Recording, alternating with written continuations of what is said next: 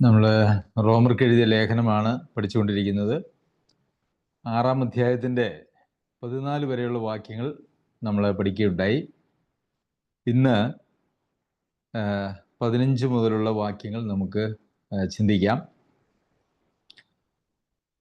14-ാമത്തെ വാക്യത്തിൽ നാം പഠിച്ച് നിർത്തിയത്, നിങ്ങൾ ന്യായപ്രമാണത്തിനല്ല കൃപയ്ക്കത്രേ അധീനരാകിയാൽ പാപം നിങ്ങളിൽ കർത്തൃത്വം നടത്തുകയില്ലല്ലോ എന്ന് വെച്ചാൽ, പുതിയ നിയമസഭ യേശുക്രിസ്തുവിൻ്റെ രക്തത്താൽ വീണ്ടെടുക്കപ്പെട്ട് കൃപയുടെ കീഴിലേക്ക് വന്നിരിക്കുന്ന ആരുടെയും മേൽ പാപത്തിന് ഒരു അധികാരവുമില്ല, പാപത്തിന് കർത്തൃത്വമില്ല എന്നാണ്. അതിനെക്കുറിച്ച് നമ്മൾ ചിന്തിച്ചു. നമ്മൾ ഏതെങ്കിലും പാപത്തിൻ്റെ അടിമത്തത്തിൽ വസിക്കുന്നുവെങ്കിൽ അതിൻ്റെ അർത്ഥം നാം ആ കൃപയുടെ കീഴിലേക്ക് വന്നിട്ടുണ്ടാവാൻ സാധ്യതയില്ല.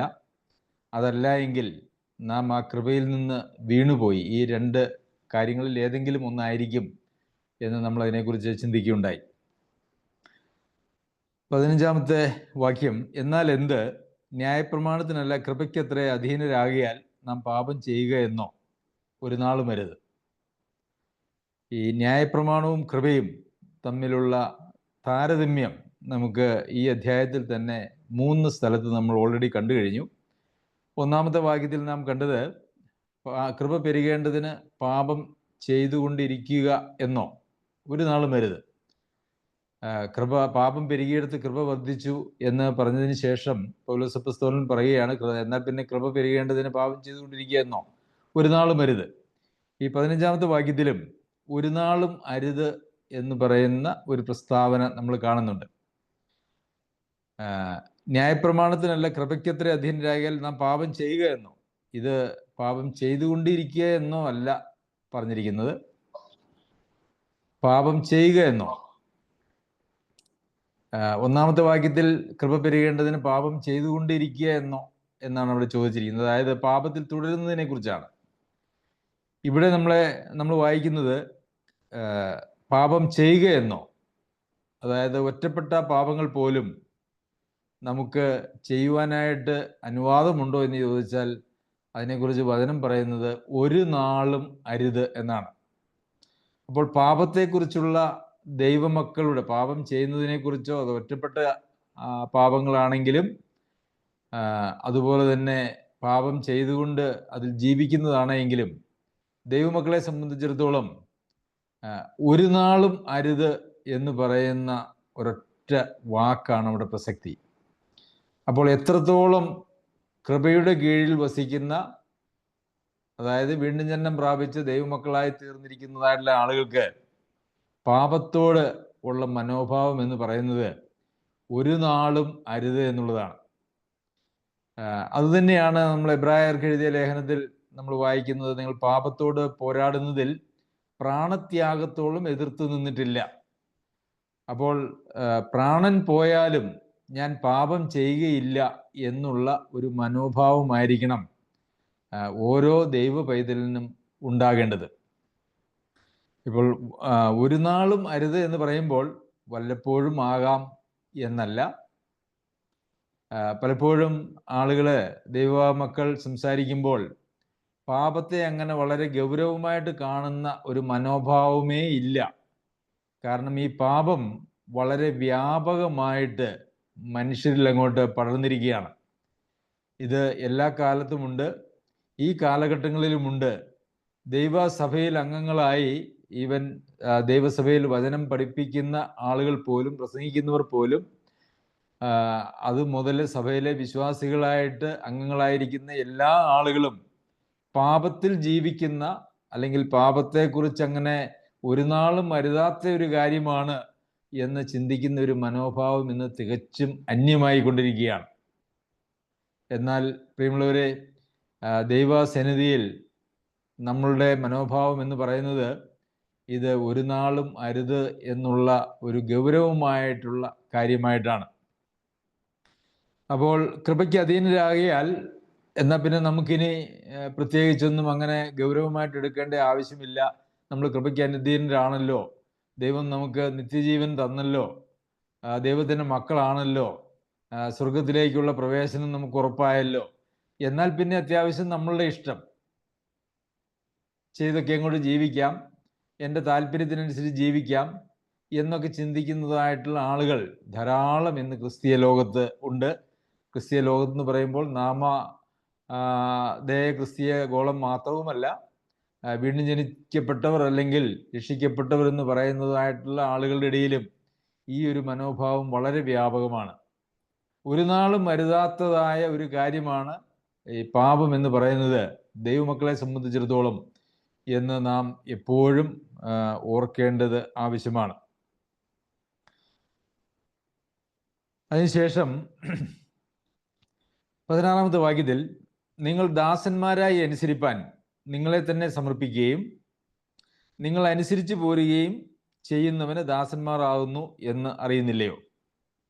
അപ്പോൾ ഇവിടെ പൗലോസ് അപ്പോസ്തലൻ പറയുകയാണ്, നിങ്ങൾ അനുസരിക്കാനായിട്ട്, ദാസന്മാരായി അനുസരിക്കാനായിട്ട്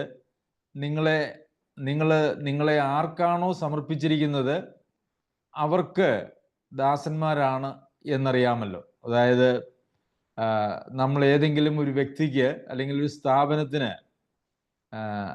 അവരെ അനുസരിക്കാനായിട്ട് നമ്മളെ തന്നെ സമർപ്പിച്ചിട്ടുണ്ട് എങ്കിൽ നമ്മൾ അവരുടെ ദാസന്മാരാണ്. അപ്പോൾ ഇവിടെ അതേ ഒരു കാര്യമാണ് ഇവിടെ പറയുന്നത്, നിങ്ങൾ ആർക്ക് നിങ്ങളെ തന്നെ സമർപ്പിച്ചിരിക്കുന്നുവോ അവർക്ക് നിങ്ങൾ ദാസന്മാരാണ്. ഒന്നുകിൽ മരണത്തിനായി പാപത്തിന്റെ ദാസന്മാർ, അല്ലെങ്കിൽ നീതിക്കായി അനുസരണത്തിന്റെ ദാസന്മാർ തന്നെ. അപ്പോൾ നമുക്ക് മനുഷ്യനെ സംബന്ധിച്ചിടത്തോളം രണ്ട് ദാസ്യത്വമേ ഉള്ളൂ. ഒന്നുകിൽ പാപത്തിന്റെ ദാസന്മാർ, അല്ലെങ്കിൽ നീതിയുടെ ദാസന്മാർ. താഴോട്ട് നാം വായിക്കുമ്പോൾ നീതിയുടെ ദാസന്മാർ എന്നുള്ളതിന് പകരം ദൈവത്തിന്റെ ദാസന്മാർ എന്നും നമ്മൾ വായിക്കുന്നുണ്ട്.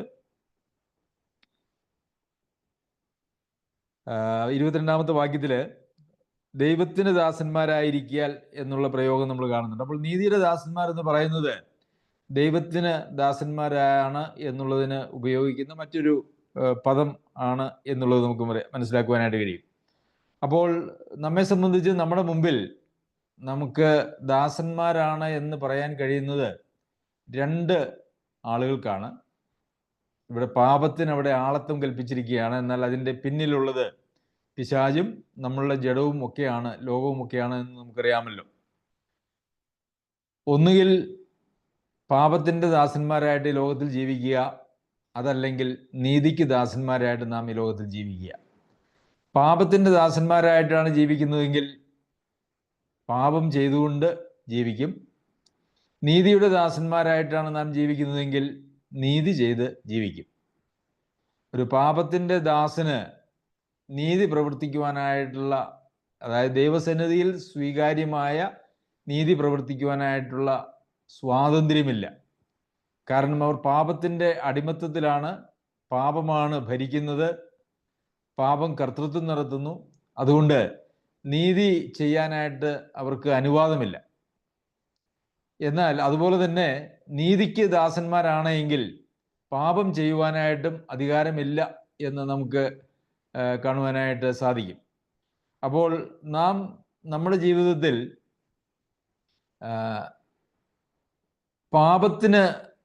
പാപത്തിൽ ജീവിക്കുന്ന ആളുകളാണെങ്കിൽ, പാപം എന്ന് പറയുമ്പോൾ അതിനകത്ത് നമ്മൾ വിചാരിക്കുന്നത് പോലെ എന്തെങ്കിലും മോഷണം, വ്യഭിചാരം, കൊലപാതകം മുതലായിട്ടുള്ള പാപങ്ങൾ മാത്രമല്ല, ദൈവത്തിൻ്റെ ഇഷ്ടത്തിന് പകരം നമ്മളുടെ ഇഷ്ടം ചെയ്യുന്നതെല്ലാം, ദൈവേഷ്ടത്തിന് വിരുദ്ധമായി നമ്മളുടെ ഇഷ്ടം ചെയ്യുന്നതെല്ലാം പാപമാണ്.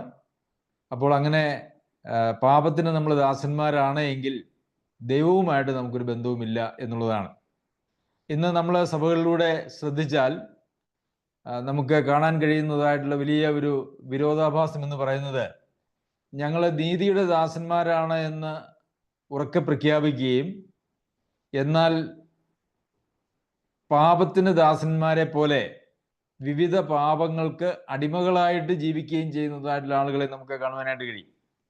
ആരെങ്കിലും എപ്പോഴെങ്കിലുമൊക്കെ ഒന്ന് വീണു പോകുന്നതിനെ കുറിച്ചല്ല, മറിച്ച് പാപത്തിൻ്റെ ദാസന്മാർ എന്നുള്ള നിലയിൽ അവരുടെ വായിൽ നിന്ന് വരുന്നതായിട്ടുള്ള സംസാരങ്ങൾ മുഴുവനും, അതുപോലെ അവരുടെ ഹൃദയത്തിലെ ആലോചനകൾ മുഴുവനും, അവരുടെ പ്രവർത്തന തലങ്ങളിൽ എല്ലാം അവർ ജീവിക്കുന്നത് പാപത്തിൻ്റെ അടിമകൾ, അല്ലെങ്കിൽ പാപത്തിൽ ജീവിക്കുന്നത് പോലെയുള്ള ഒരു ജീവിതമാണ്.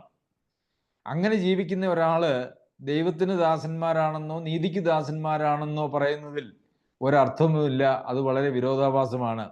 അങ്ങനെയുള്ള ആളുകളുടെ രക്ഷ അതൊന്ന് പരിശോധിക്കേണ്ടത് ആവശ്യമാണ്.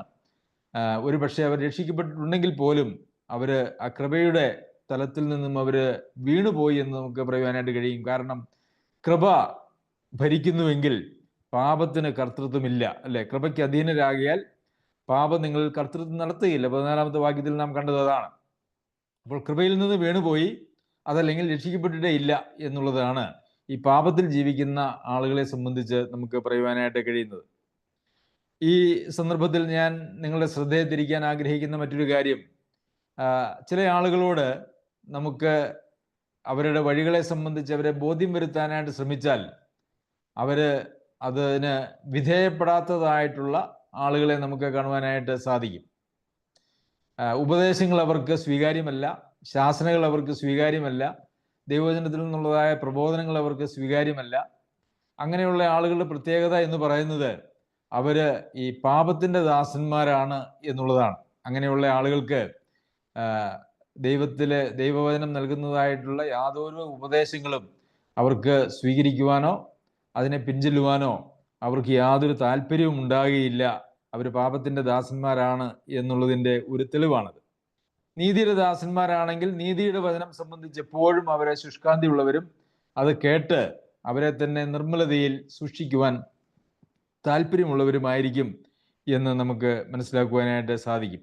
അപ്പോൾ പ്രിയമുള്ളവരെ, ഇതിന് ഇടയ്ക്ക് മറ്റൊന്നില്ല. ഒന്നുകിൽ പാപത്തിൻ്റെ ദാസന്മാർ അല്ലെങ്കിൽ നീതിയുടെ ദാസന്മാർ. നമുക്ക് നമ്മെ തന്നെ ഒന്ന് പരിശോധിക്കാം. നാം എന്തിൻ്റെ ദാസന്മാരാണ്? നാം ഏതിൻ്റെ ദാസന്മാരാണ്? നമ്മളുടെ ജീവിതം, നമ്മളുടെ ചിന്തകൾ, നമ്മുടെ വാക്കുകൾ, നമ്മുടെ മനോഭാവങ്ങൾ അതൊക്കെയും ദൈവസന്നിധിയിൽ സ്വീകാര്യമല്ലാത്ത വഷളത്വം നിറഞ്ഞതും ആയിട്ടുള്ള കാര്യങ്ങളാണോ എങ്കിൽ നാം പാപത്തിൻ്റെ ദാസന്മാരാണ് എന്ന് നമുക്ക് മനസ്സിലാക്കുവാനായിട്ട് സാധിക്കും. എന്നാൽ ഈ റോമയിലെ സഭയിലെ വിശ്വാസികളോട് പൗലോസ് അപ്പോസ്തലൻ പറയുകയാണ്, നിങ്ങൾ പാപത്തിൻ്റെ ദാസന്മാർ ആയിരുന്നുവെങ്കിലും നിങ്ങളെ പഠിപ്പിച്ച ഉപദേശ രൂപത്തെ ഹൃദയപൂർവ്വം അനുസരിച്ച് പാപത്തിൽ നിന്ന് സ്വാതന്ത്ര്യം ലഭിച്ച് നീതിക്ക് ദാസന്മാരായി തീർന്നതുകൊണ്ട് ദൈവത്തിന് സ്തോത്രം. അപ്പോൾ അവർ പാപത്തിന് ദാസന്മാരായിരുന്നു, എന്നാൽ ഇപ്പോൾ അവർ നീതിക്ക് ദാസന്മാരായി തീർന്നു, അല്ലെങ്കിൽ ദൈവത്തിന് ദാസന്മാരായി തീർന്നു.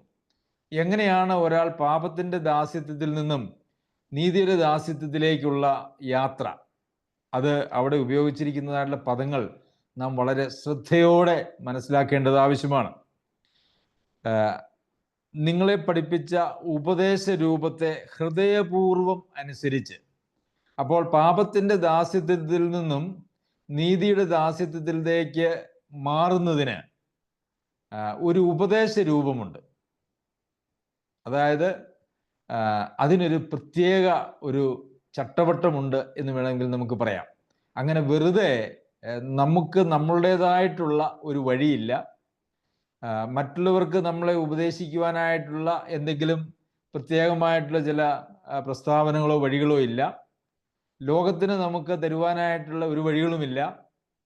ഒരു ഉപദേശ രൂപം നമുക്ക് തന്നിട്ടുണ്ട്. അതായത് രക്ഷയ്ക്കുള്ള ഒരു സന്ദേശം, അല്ല എങ്കിൽ പാപത്തിൻ്റെ അടിമത്തത്തിൽ നിന്നും നീതിയുടെ അടിമത്തത്തിലേക്കുള്ള യാത്ര എന്ന് പറയുന്നത് ഒരു പ്രത്യേക ഉപദേശ രൂപത്തെ ഹൃദയപൂർവം അനുസരിക്കുന്നത് വഴിയാണ്. അപ്പോൾ പാപത്തിൽ നിന്ന് സ്വാതന്ത്ര്യം പ്രാപിച്ച് നീതിക്ക് ദാസന്മാരായി തീരും. അപ്പോൾ ഈ ഉപദേശ രൂപം എന്ന് പറയുന്നത്, അതിനകത്ത് ഇന്ന് ലോകത്ത് ധാരാളം വെള്ളം ചേർത്താണ് പ്രസംഗിക്കുന്നത്. നാം അതിനെക്കുറിച്ച് പലതവണ എപ്പോഴും നാം അതിനെക്കുറിച്ച് ചിന്തിക്കാറുണ്ട്, പറയാറുണ്ട്. അതിനെക്കുറിച്ച് നമുക്ക് എത്ര പറഞ്ഞാലും മതിയാകുകയില്ല. കാരണം വേറൊരു സുവിശേഷവും വേറൊരു ആത്മാവും വേറൊരു ക്രിസ്തുവും ഇന്ന് ലോകത്തെ അടക്കി വാഴുകയാണ് ചെയ്യുന്നത്. ഇന്ന് ലോകത്തെ പ്രസംഗിക്കുന്നതായിട്ടുള്ള സുവിശേഷം ബഹുഭൂരിപക്ഷവും ദൈവവചനത്തിലൂടെ വെളിപ്പെടുത്തപ്പെട്ട സുവിശേഷമല്ല. ആളുകൾ പ്രാപിച്ചിരിക്കുന്നതായിട്ടുള്ള ആത്മാവ് ദൈവവചനത്തിലൂടെ വെളിപ്പെട്ടിരിക്കുന്ന ആത്മാവല്ല. അതുപോലെ തന്നെ ഇന്ന് പ്രസംഗിക്കുന്നതായിട്ടുള്ള ക്രിസ്തു വചനത്തിലൂടെ വെളിപ്പെട്ടതായിട്ടുള്ള ക്രിസ്തുവുമല്ല. നമുക്കറിയാം പരിശുദ്ധാത്മാവിനെ എന്തിനാണ് ദൈവം നമുക്ക് നൽകിയിരിക്കുന്നത്. അതിനെക്കുറിച്ച് നമ്മൾ വായിക്കുമ്പോൾ നമ്മെ പാപത്തെക്കുറിച്ചും നീതിയെക്കുറിച്ചും ന്യായവിധിയെക്കുറിച്ചും നമുക്ക് ബോധ്യം വരുത്തുന്നതിന് വേണ്ടിയാണ്. ദൈവവചനം നമ്മെ ഓർമ്മപ്പെടുത്തുന്നതിന് വേണ്ടിയാണ്. സത്യത്തിൽ നമ്മെ നടത്തുന്നതിന് വേണ്ടിയാണ്. എന്നാൽ സത്യത്തിൽ നടത്താതെയും ദൈവവചനത്തിൻ്റെ ആലോചനകളെ ക്രമമായി സത്യമായി നമുക്ക് വെളിപ്പെടാതെയും പാപത്തെക്കുറിച്ചും നീതിയെക്കുറിച്ചും ന്യായവിധിയെക്കുറിച്ചും ബോധമില്ലാതെയും ജീവിക്കുന്ന ആളുകൾ അവരിൽ ഉണ്ട് എന്ന് പറയുന്നതായിട്ടുള്ള ആത്മാവ് ദൈവവചനത്തിൽ കർത്താവ് തൻ്റെ മക്കൾക്ക് വാഗ്ദത്തം ചെയ്തതായിട്ടുള്ള ആത്മാവല്ല എന്നുള്ളത് വളരെ വ്യക്തമല്ലേ. കർത്താവ് ഈ ലോകത്തിലേക്ക് വന്നത് പാപത്തിൻ്റെ പരിഹാരത്തിന് വേണ്ടിയാണ്. ലോകത്തിൽ സമ്പത്തും അതുപോലെ തന്നെ രോഗശാന്തിയും അതുപോലെയുള്ള എല്ലാ കാര്യങ്ങളും പഴയ നിയമത്തിലും നമുക്ക് കാണുവാനായിട്ട് സാധിക്കും. മനുഷ്യൻ്റെ ഭൗതിക നന്മകൾ, ഭൗതിക നില ശരിയാക്കുന്നതിന് വേണ്ടിയിട്ടല്ല കർത്താവ് ഈ ലോകത്തിലേക്ക് വന്നത്. എന്നാൽ ഇന്ന് ലോകത്ത് പ്രസംഗിക്കപ്പെടുന്നതായിട്ടുള്ള ക്രിസ്തു എന്ന് പറയുന്നത് മനുഷ്യൻ്റെ ഭൗതിക പ്രശ്നങ്ങളുടെ ഒരു പരിഹാരകൻ എന്നുള്ള നിലയിലാണ്. അപ്പോൾ വേറൊരു ക്രിസ്തുവാണ്, വേറൊരു ആത്മാവാണ്, അതുപോലെ തന്നെ വേറൊരു സുവിശേഷവുമാണെന്ന് പ്രസംഗിക്കുന്നത്. നമുക്കറിയാം, കർത്താവായ യേശു ക്രിസ്തുവിൽ വിശ്വസിക്കുക, എന്നാൽ നീയും നിന്റെ കുടുംബവും രക്ഷപ്രാപിക്കും എന്ന് പറഞ്ഞുകൊണ്ട് വളരെ ലളിതമായ, അതായത് കേവലം നമ്മുടെ ദേഹിയിൽ നിന്നുള്ള ചില വാക്കുകൾ പുറപ്പെടുവിക്കുന്നതിനാൽ നാം രക്ഷപ്രാപിക്കും എന്ന് പറയുന്നതായിട്ടുള്ള ഒരു സുവിശേഷമാണ് ലോകത്ത് പ്രസംഗിക്കപ്പെടുന്നത്. മനുഷ്യൻ പാപിയാണെന്നും ആ പാപത്തെക്കുറിച്ച് മാനസാന്തരപ്പെടണമെന്നും മാനസാന്തരപ്പെട്ട് ദൈവിക വഴിയിലേക്ക് തിരിയണമെന്നും അതുപോലെ തന്നെ മനുഷ്യൻ തന്നെ ദൈവത്തിന് സമർപ്പിക്കണം. അതിനെക്കുറിച്ച് നാം വീണ്ടും വായിക്കുന്നുണ്ട്. നമ്മെ ദൈവത്തിന് സമർപ്പിച്ച്, നമ്മെ തന്നെ ത്യജിച്ച്, നമ്മളുടെ ഇഷ്ടങ്ങളെല്ലാം വേണ്ട എന്ന് വെച്ച് ദൈവത്തിന് നമ്മെ തന്നെ സമർപ്പിച്ച് സ്നാനപ്പെട്ട് വീണ്ടും ജന്മം പ്രാപിക്കുക എന്ന് പറയുന്നതായിട്ടുള്ളൊരു ഉപദേശം ഇന്ന് വളരെ അപൂർവമായിട്ട് മാത്രമേ ലോകത്ത് പ്രസംഗിക്കപ്പെടുന്നുള്ളൂ. അപ്പോൾ ആത്മാവ് ബൈബിളിലെ ആത്മാവല്ല, ക്രിസ്തു ബൈബിളിലെ ക്രിസ്തുവല്ല, സുവിശേഷം ബൈബിളിലെ സുവിശേഷവുമല്ല. അപ്പോൾ ആ ഉപദേശ രൂപത്തെ നാം വളരെ വ്യക്തമായിട്ട് മനസ്സിലാക്കാതെ ഈ പാപത്തിൻ്റെ ദാസ്യത്വത്തിൽ നിന്നും സ്വാതന്ത്ര്യം പ്രാപിച്ച് നീതിക്ക് ദാസന്മാരായി തീരുവാൻ നമുക്ക് കഴിയുകയില്ല എന്ന് നാം ഇവിടെ വായിക്കുന്നു. പാപത്തിൽ നിന്ന് സ്വാതന്ത്ര്യം ലഭിച്ച് നീതിക്ക് ദാസന്മാരായി തീർന്നത് കൊണ്ട് ദൈവത്തിന് സ്തോത്രം. റോമയിലെ സഭയെക്കുറിച്ച് പറയുമ്പോൾ, അവിടുത്തെ വിശ്വാസികളെ കുറിച്ച് പറയുമ്പോൾ പൗലോസ് അപ്പോസ്തലൻ അങ്ങനെ ഒരു രൂപാന്തരം, മാറ്റം അവരിൽ നടന്നു, അവരിൽ വന്നു എന്നാണ് പറയുന്നത്. ഇന്ന് നമ്മൾ കാണുന്നതായിട്ടുള്ള മറ്റൊരു വിരോധാഭാസം, പാപത്തിൽ നിന്ന് സ്വാതന്ത്ര്യം പ്രാപിച്ച് നീതിക്ക് ദാസന്മാരായിട്ടുള്ള ദൈവമക്കളോട് അവിടുത്തെ സഭകളിൽ പ്രത്യേകിച്ച് ദൈവവചനം പഠിപ്പിക്കുന്നതായിട്ടുള്ള ആളുകളൊക്കെയും നിങ്ങൾ പാപത്തിൻ്റെ ബന്ധനത്തിലാണ് എന്നുള്ള നിലയിൽ അവരെ പറഞ്ഞ് ആ ഒരു ചതിക്കുഴിയിൽ അവരെ നിർത്തുന്ന ഒരു പരിപാടിയുണ്ട്. വീണ്ടും ജന്മം പ്രാപിച്ചതായിട്ടുള്ള ആളുകളെല്ലാവരും പാപത്തിൽ നിന്ന് സ്വാതന്ത്ര്യം പ്രാപിച്ചവരാണ്. വല്ലപ്പോഴും അബദ്ധത്തിൽ ഏതെങ്കിലും പാപത്തിൽ വീണുപോവുക എന്ന് പറയുന്നത് അത് പാപത്തിൽ നിന്നുള്ള സ്വാതന്ത്ര്യമില്ലാത്തതിൻ്റെ ഒരു പ്രശ്നമല്ല. അത് വല്ലപ്പോഴും സംഭവിക്കുന്ന, അപൂർവമായി സംഭവിക്കുന്ന ഒരു കാര്യമായിട്ട് അതിരിക്കുന്നു. എന്നാൽ നാം പാപത്തിൻ്റെ അടിമയാണ്. വീണ്ടും ജന്മം പ്രാപിച്ച ആളുകളോട് നിങ്ങൾ പാപത്തിൻ്റെ അടിമയാണ്, പാപത്തിൽ നിന്ന് സ്വാതന്ത്ര്യം പ്രാപിക്കണം എന്ന് കൂടെ പറയുന്നത് വഴി അവർ യഥാർത്ഥത്തിൽ അവർ പാപത്തിൻ്റെ ബന്ധനത്തിലല്ലെങ്കിലും അവരെ നിങ്ങൾ പാപത്തിൻ്റെ ബന്ധനത്തിലാണ് എന്ന് പറഞ്ഞുകൊണ്ട് അവരുടെ വചനത്തെ സംബന്ധിക്കുന്നതായിട്ടുള്ള, അല്ലെങ്കിൽ അവരുടെ അവസ്ഥയെ സംബന്ധിക്കുന്നതായിട്ടുള്ള ശരിയായ ബോധ്യം അവരിൽ ഇല്ലാതെ ഒരു പരിധിവരെ ആ ബന്ധനത്തിൽ അവരെ കെട്ടിയിടുന്നത് നമുക്ക് ഇന്ന് അനേക സഭകളിലും കാണുവാനായിട്ട് സാധിക്കും. ഒരുപക്ഷെ അങ്ങനെ പാപത്തിൽ നിന്ന് സ്വാതന്ത്ര്യം പ്രാപിക്കണം എന്ന് നാമും ധാരാളം പ്രസംഗങ്ങൾ ഒരുപക്ഷെ കഴിഞ്ഞ കാലങ്ങളിൽ കേട്ടിട്ടുണ്ട്. എന്നാൽ പാപത്തിൽ നിന്നുള്ള സ്വാതന്ത്ര്യമല്ല, വീണ്ടും ജന്മം പ്രാപിച്ചതായിട്ടൊരു വ്യക്തി പാപത്തിൽ നിന്ന് സ്വാതന്ത്ര്യം പ്രാപിച്ചവനാണ്. പിന്നെ ഉള്ളത് ദൈനംദിന ജീവിതത്തിൽ പാപത്തിൻ്റെ മേലുള്ള നമ്മളുടെ ഒരു വിജയം, പാപത്തിൻ്റെ ശക്തിന്മേലുള്ള വിജയം എന്നുള്ളതാണ്. നാം പാപത്തിന് അടിമകളല്ല. വീണ്ടും ജന്മം പ്രാപിച്ചതായിട്ടൊരു വ്യക്തി ഒരിക്കലും പാപത്തിൻ്റെ അടിമയല്ല, നീതിക്ക് മാത്രമാണ് അവർ അടിമയായിരിക്കുന്നത് എന്ന് നാം എപ്പോഴും ഓർക്കണം. ഇങ്ങനെ ഒരു പറഞ്ഞു കേട്ടിട്ടുള്ളതാണ്, ഒരാനയെ ഒരു മരത്തിൻ്റെ ചുവട്ടിൽ ചങ്ങലയ്ക്ക് ദീർഘകാലം ഇട്ട് കഴിഞ്ഞാൽ ആ ചങ്ങല അഴിച്ചു മാറ്റിയാൽ പോലും ആനയ്ക്ക് നേരത്തെ ചങ്ങല ഉണ്ടായിരുന്ന ആ ഒരു പരിധിക്കുള്ളിൽ ആ ആന നിൽക്കും. കാരണം ചങ്ങല ഇല്ല എന്നുള്ള ഒരു ബോധ്യം തനിക്കില്ല. അതുപോലെ തന്നെ ഈ പാപത്തിൻ്റെ അടിമയാണ് എന്നുള്ള ആ ഒരു ചിന്താഗതിയിൽ നാം ജീവിച്ചാൽ ഈ പാപത്തിൻ്റെ അടിമയെപ്പോലെ ആയിരിക്കും പിന്നെ നാം പെരുമാറുന്നത്. എന്നാൽ പാപത്തിൽ നിന്നുള്ളൊരു സ്വാതന്ത്ര്യം നമുക്ക് ലഭിച്ചിരിക്കുന്നു എന്ന് പറയുന്നത് പാപത്തിന് മേലുള്ള അതിൻ്റെ ശക്തിന്മേലുള്ള വിജയത്തിനും ദൈവത്തോട് ഏറെ നന്ദി പറഞ്ഞ് ജീവിക്കുന്നതിനും നമുക്ക് ആവശ്യമായിട്ടുള്ള ഒരു സന്ദേശമാണ്, ഒരു അവസ്ഥയാണ്. അപ്പോൾ വീണ്ടും ജനനം പ്രാപിച്ച എല്ലാവരും പാപത്തിൽ നിന്ന് സ്വാതന്ത്ര്യം പ്രാപിച്ചവരാണ്. ശരി, 19-ാമത്തെ വാക്യത്തിൽ, നിങ്ങളുടെ ജഡത്തിന്റെ ബലഹീനത നിമിത്തം ഞാൻ മാനുഷ്യ രീതിയിൽ പറയുന്നു, നിങ്ങളുടെ അവയവങ്ങളെ അധർമ്മത്തിനായി അശുദ്ധിക്കും അധർമ്മത്തിനും അടിമകളാക്കി സമർപ്പിച്ചതുപോലെ ഇപ്പോൾ നിങ്ങളുടെ അവയവങ്ങളെ വിശുദ്ധീകരണത്തിനായി നീതിക്ക് അടിമകളായി സമർപ്പിപ്പിൻ. അപ്പോൾ നമുക്ക് ജഡത്തിനൊരു ബലഹീനതയുണ്ട്, അതൊരു യാഥാർത്ഥ്യമാണ്. പാപത്തിൽ നിന്ന് നാം സ്വാതന്ത്ര്യം പ്രാപിച്ചാൽ പോലും നമ്മുടെ ജഡത്തിൽ ഒരു ബലഹീനതയുണ്ട് എന്നുള്ളതൊരു യാഥാർത്ഥ്യമാണ്. എന്നാൽ കർത്താവായ യേശുക്രിസ്തു വന്നപ്പോൾ യേശുക്രിസ്തുവിൻ്റെ ജഡത്തിൽ അങ്ങനെ ഒരു ബലഹീനത ഉണ്ടായിരുന്നില്ല. പരിശുദ്ധാത്മാവിനാൽ ആണ് കർത്താവ് ഈ ലോകത്തിലേക്ക് ഭൂജാതനായത് എന്നുള്ളത് നമുക്കറിയാമല്ലോ. ആദാമിൻ്റെ സന്തതി പരമ്പരകളിൽ പെട്ട ആളുകൾക്ക് മാത്രമേ ജഡത്തിൻ്റെ ബലഹീനതയുള്ളൂ. അതുകൊണ്ട് കർത്താവിന് ആ ജഡത്തിൻ്റെ ബലഹീനത ഇല്ലായിരുന്നു എന്നുള്ളത് നമ്മൾ മനസ്സിലാക്കണം. ജഡത്തിൻ്റെ ബലഹീനത എന്ന് പറയുന്നത് ഉണ്ട് എന്ന് പറഞ്ഞാൽ കർത്താവിൽ പാപം ഉണ്ടായിരുന്നു എന്ന് പറയുന്നതിന് അത് തുല്യമായിട്ടിരിക്കുന്നു. പാപ ജഡത്തിൻ്റെ സാദൃശ്യത്തിൽ വന്നു എന്നാണ് നമ്മൾ ഇതേ ലേഖനത്തിൻ്റെ 8-ാം അധ്യായത്തിൽ നാം വായിക്കുന്നത്. പാപജഡത്തിൽ വന്നു എന്നല്ല, പാപജഡത്തിൻ്റെ സാദൃശ്യത്തിൽ വന്നു എന്നാണ്. ആദാമിൻ്റെ സന്തതി പരമ്പരകളിലാണ് കർത്താവ് ജനിച്ചത് എങ്കിൽ പാപജഡത്തിൽ തന്നെയാണ് വരിക എന്നുള്ളത് നമ്മൾ ഓർക്കണം. എന്നാൽ മനുഷ്യ സംസർഗത്തിലൂടെയല്ല, പരിശുദ്ധാത്മാവിനാലാണ് കർത്താവ് ഈ ഭൂമിയിലേക്ക് അവതരിച്ചത് എന്നുള്ളത് കൊണ്ട് പാപജഡത്തിലല്ല, പാപജഡത്തിൻ്റെ സാദൃശ്യത്തിലാണ് കർത്താവ് വന്നത്. മറിച്ചുള്ള ഒരു ഉപദേശം വളരെ നീചമായ ദൈവനിന്ദാപരമായിട്ടുള്ള ഒരു ഉപദേശമാണ് എന്ന് നാം ഓർക്കേണ്ടത് ആവശ്യമാണ്. അപ്പോൾ ജഡത്തിനൊരു ബലഹീനത ഉണ്ട് എന്നുള്ളത് ഇവിടെ പൗലോസ് അപ്പോസ്തലൻ സമ്മതിക്കുകയാണ്. അപ്പോൾ ആ ബലഹീനതയെ എങ്ങനെയാണ് അതിജീവിക്കുന്നത് എന്നുള്ളതിന് ഇവിടെ പറഞ്ഞിരിക്കുന്നതായിട്ടുള്ള കാര്യം, അതിനെ പല കാര്യങ്ങൾ നമുക്ക് തുടർന്നുള്ള അധ്യായങ്ങൾ പഠിക്കുമ്പോൾ നമുക്ക് കാണുവാനായിട്ട് കഴിയും. ഇവിടെ പറഞ്ഞിരിക്കുന്നതായിട്ടുള്ളൊരു കാര്യം, നിങ്ങളുടെ അവയവങ്ങളെ അധർമ്മത്തിനും അശുദ്ധിക്കും അധർമ്മത്തിനായി അശുദ്ധിക്കും അധർമ്മത്തിനും അടിമകളാക്കി സമർപ്പിച്ചതുപോലെ, അതായത് വീണ്ടും ജനനം പ്രാപിക്കുന്നതിന് മുമ്പ് അധർമ്മത്തിനായി അശുദ്ധിക്കും അധർമ്മത്തിനും അടിമകളാക്കി നിങ്ങളുടെ അവയവങ്ങളെ നിങ്ങൾ സമർപ്പിച്ചിരുന്നു. അതുപോലെ ഇപ്പോൾ നിങ്ങൾ ചെയ്യേണ്ടത് എന്താണ്? നിങ്ങളുടെ അവയവങ്ങളെ വിശുദ്ധീകരണത്തിനായി നീതിക്ക് അടിമകളാക്കി സമർപ്പിക്കുവിൻ. അപ്പോൾ ഇത് നമ്മുടെ ജീവിതത്തിൽ അനുദിനം നാം ചെയ്യേണ്ടതായിട്ടൊരു കാര്യമാണ്. കാരണം ജഡത്തിൽ ഒരു ബലഹീനതയുണ്ട്. ജഡത്തിൻ്റെ ബലഹീനത ഉള്ളതുകൊണ്ട് ഈ ജഡത്തിൻ്റെ ബലഹീനത നമ്മെ പാപത്തിലേക്കും പാപ സ്വഭാവത്തിലേക്കും അതല്ല എങ്കിൽ പാപകരമായിട്ടുള്ള ചിന്തയിലേക്കും നമ്മെ നയിക്കുവാനായിട്ടുള്ള സാധ്യതയുണ്ട്.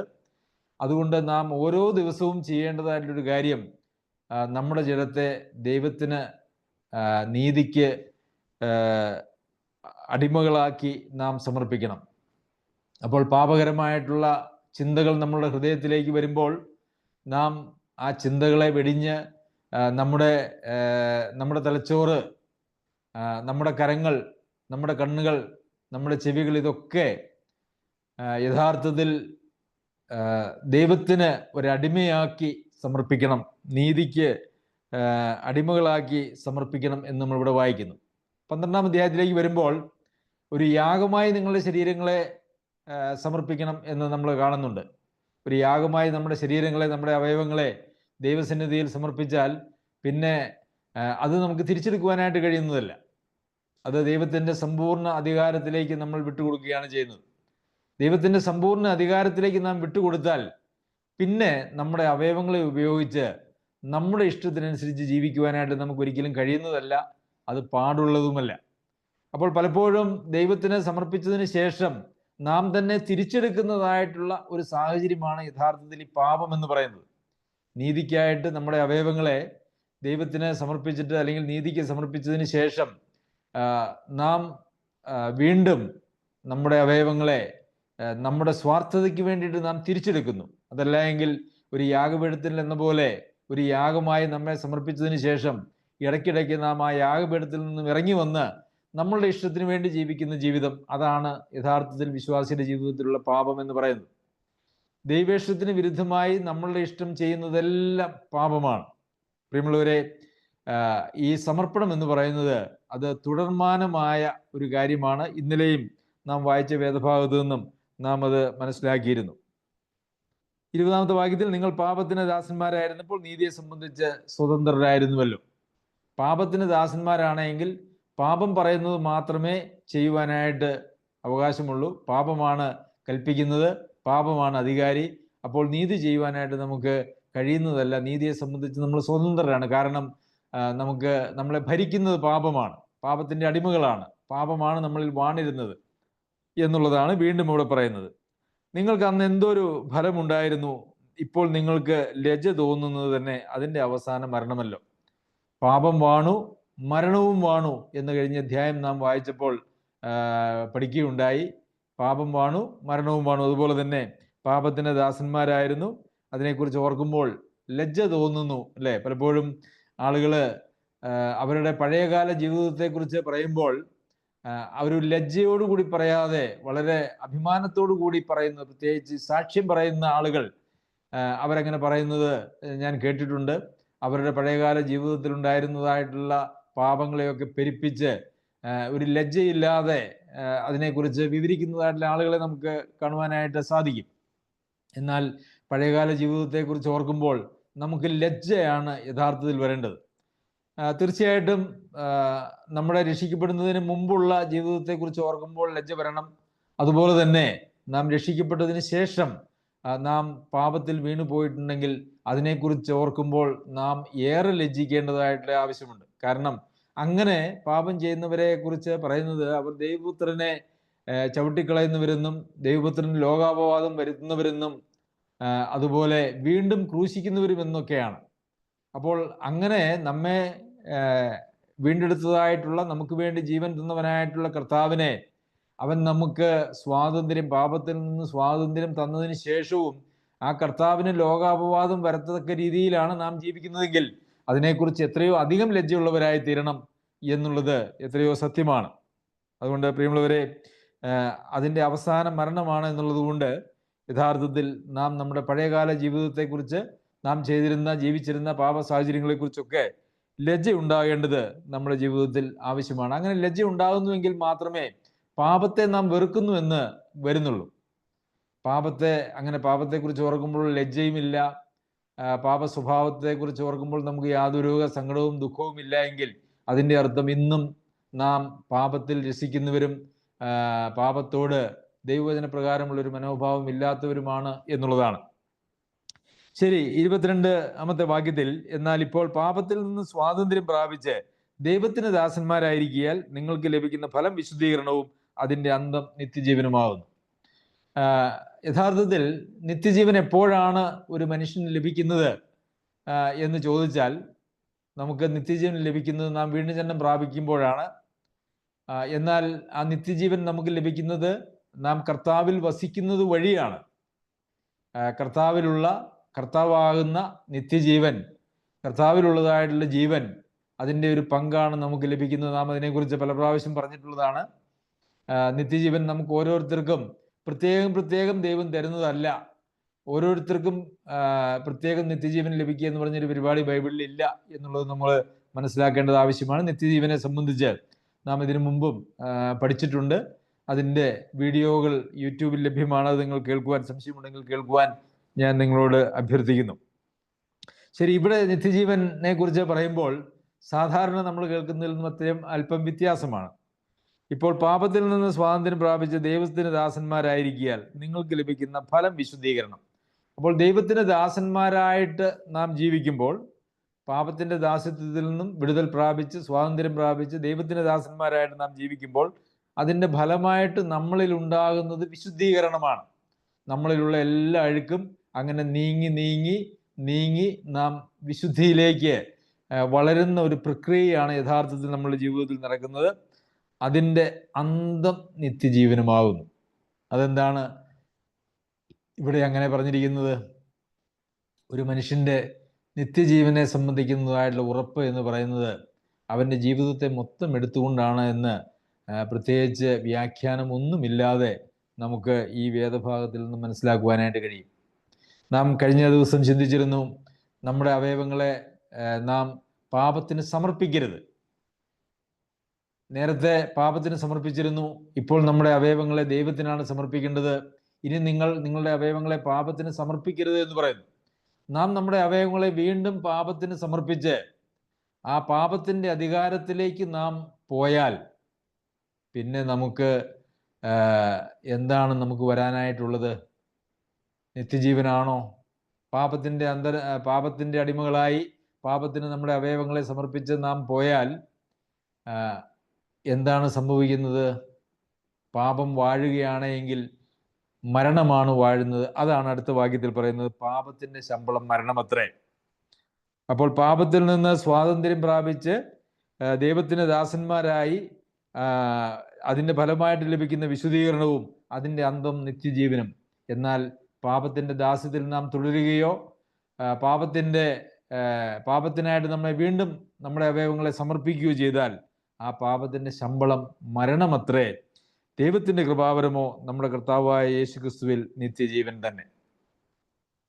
ഈ പാപത്തിൻ്റെ ശമ്പളം മരണമാണ് എന്ന് ആരോടാണ് പറഞ്ഞിരിക്കുന്നത്?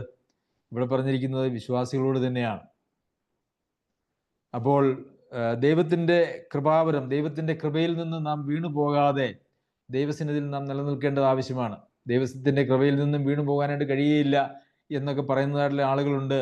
ഗലാത്യർക്ക് ലേഖനം എഴുതുമ്പോൾ വ്യക്തമായിട്ട് പൗലോസ് അപ്പോസ്തലൻ പറയുന്നുണ്ട്, നിങ്ങൾ ന്യായപ്രമാണത്തിൻ്റെ പ്രവൃത്തികളാൽ നീതീകരിക്കപ്പെടുവാൻ നിങ്ങൾ ഇച്ഛിക്കുന്നുവെങ്കിൽ നിങ്ങൾ കൃപയിൽ നിന്ന് വീണുപോയി ക്രിസ്തുവിനോട് വേർപെട്ടു പോയി. കൃപയിൽ നിന്ന് വീണു പോകുവാനും ക്രിസ്തുവിനോട് വേർപെട്ടു പോകുവാനായിട്ടും സാധിക്കും. അങ്ങനെ പോയി എന്ന് തന്നെയാണ് അവിടെ പൗലോസ് അപ്പോസ്തലൻ പറയുന്നത്. അത് കേവലം ആലങ്കാരികമായിട്ട് പറയുന്നതല്ല.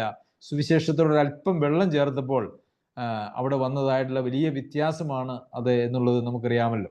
പ്രിയമുള്ളവരെ, കൃപയിൽ നിന്ന് വീണു പോയി കഴിഞ്ഞാൽ നമ്മൾ നേരത്തെ കണ്ടു, നാം കൃപയ്ക്ക് കീഴിലാണെങ്കിൽ പാപത്തിന് നമ്മളുടെ മേൽ ഒരു അധികാരവുമില്ല.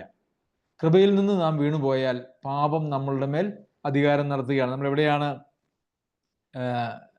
കൃപയിലാണെങ്കിൽ പാപം കർത്തൃത്വം നടത്തുകയില്ല എന്ന് നമ്മൾ വായിച്ചത് 14-ാമത്തെ വാക്യം. നിങ്ങൾ ന്യായപ്രമാണത്തിനല്ല കൃപയ്ക്കത്ര അധീനരാകിയാൽ പാപം നിങ്ങളിൽ കർത്തൃത്വം നടത്തുകയില്ലല്ലോ. അപ്പോൾ കർത്താവിൻ്റെ കൃപയുടെ കീഴിലാണ് നാം എങ്കിൽ പാപത്തിന് നമ്മളുടെ മേൽ ഒരു അധികാരവുമില്ല. അല്ല, ആ കൃപയിൽ നിന്നും നാം വീണുപോയി, അതായത് നമ്മുടെ അവയവങ്ങളെ, നമ്മുടെ ശരീരങ്ങളെ വീണ്ടും നാം പാപത്തിന് സമർപ്പിച്ച് ആ പാപം ചെയ്തുകൊണ്ട് ജീവിച്ചാൽ അതിൻ്റെ അർത്ഥം ആ കൃപയിൽ നിന്ന് നമ്മൾ വീണു പോകുന്നു എന്നുള്ളതാണ്. യോഹന്നാൻ എഴുതിയ ലേഖനത്തിലും യോഹന്നാൻ അപ്പോസ്തലൻ അതിനെക്കുറിച്ച് പറയുന്നത്, പാപം ചെയ്തുകൊണ്ടിരിക്കുന്നവൻ പിശാചിൻ്റെ മകനാകുന്നു. എന്തുകൊണ്ടാണ് പാപം ചെയ്തുകൊണ്ടിരിക്കുന്നവൻ പിശാചിൻ്റെ മകനാകുന്നു എന്ന് പറയുന്നത്? അവൻ്റെ അവയവങ്ങളെ പാപത്തിന് സമർപ്പിച്ചവനാണ്. അതുകൊണ്ടാണ് പാപം ചെയ്തുകൊണ്ടിരിക്കുന്നവൻ പിശാചിൻ്റെ മകനാകുന്നു എന്ന് പറയുന്നത്. നമുക്ക് നമ്മുടെ ജീവിതത്തെ ഒന്ന് പരിശോധിക്കാം. ക്രിസ്തീയ ജീവിതത്തെ വളരെ ഗൗരവമായിട്ട് എടുക്കാം. സർവശക്തനായ ദൈവം നമ്മളെല്ലാവരെയും സഹായിക്കട്ടെ.